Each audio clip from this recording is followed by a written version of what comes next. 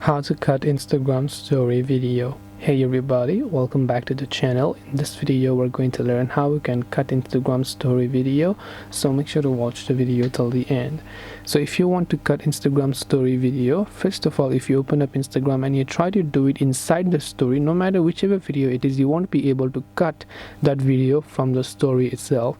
So you have to already cut it by editing it somewhere using any application. Now your phone might have a default gallery editing application, or you can also simply go to the InShot app over here.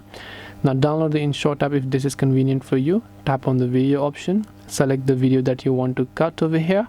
Then once you select that video, just hit the arrow option. Then you can simply navigate to the part which you want to cut and just select that, and first of all hit the split button. Then another part, navigate, hit the split button to split them.